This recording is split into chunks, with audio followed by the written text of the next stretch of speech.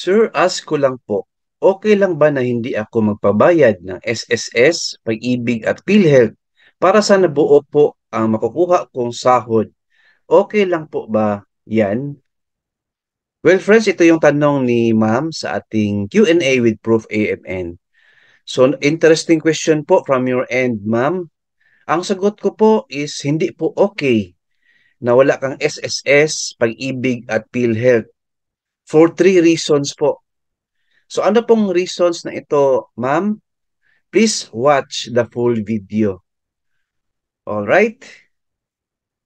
Concise lang po ito, direct to the point, and with example. Let's get started. Yes, ma'am, hindi po okay na wala kang SSS, Pag-ibig at PhilHealth. Bakit po?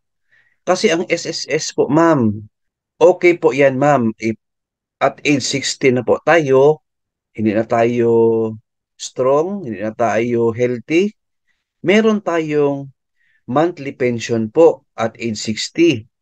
Pag may SSS po tayo na contributions, opo ma'am, importante na may 10 years po tayo na SSS contribution.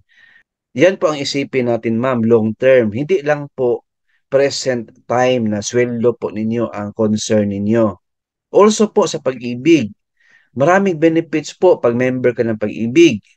2 years member tayo, maka-loan tayo, housing loan, and salary loan. Ang PhilHealth din naman ma'am, kung member tayo, pag ma-hospital po tayo ma'am, may deduction po yung billing natin. Makatulong po ang PhilHealth po ma'am. Pag may sakit po tayo, opo, I understand po yung sweldo nyo is konti lang po. And lalo ko konti yan if may deduction sa SSS, Pag-ibig at PhilHealth. Tama po.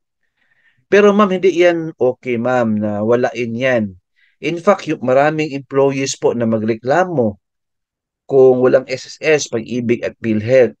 Kasi po, mandatory po yan sa mga employer ma'am na i-member kayo sa Pag-ibig. That's under the law or labor code po. So, mandated po sila na i-member kayo. Second reason po, bakit okay ang SSS, Pag-ibig at PhilHealth sa inyo, mga employees, is that because merong employer counterpart po. If hindi nyo napansin, aside sa deduction po ninyo na personal share, meron kayong employer's counterpart na ma-receive. In other words, na times to po yung contribution nyo sa SSS, Pag-ibig at PhilHealth po. Kasi may employer counterpart. As a result, malaki po ang savings ninyo. And may dividends din yan sa SSS at Pag-ibig. I suggest visit SSS at Pag-ibig, ma'am. Tingnan nyo yung record ninyo and I'm sure ma-appreciate ninyo ang employer's counterpart tsaka dividends po ng SSS at Pag-ibig.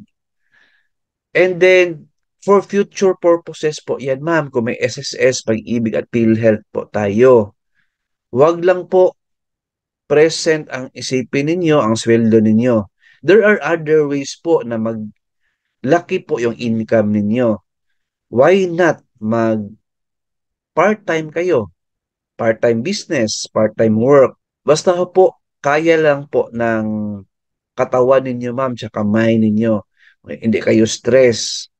Useless lang kasi kung marami tayong pera pero sick di tayo, marami tayong sakit. Mawala din yan yung mga pera natin. Importante, hindi ka stress, kaya mo. Huwag ka lang mag-depend sa isang income na sweldo ninyo, ma'am. Alright? So, hope na nasagot ko yung concern ninyo, ma'am. Thank you for watching. Please like, share this video, and subscribe my YouTube channel. Thank you. God bless. And 2 thumbs up.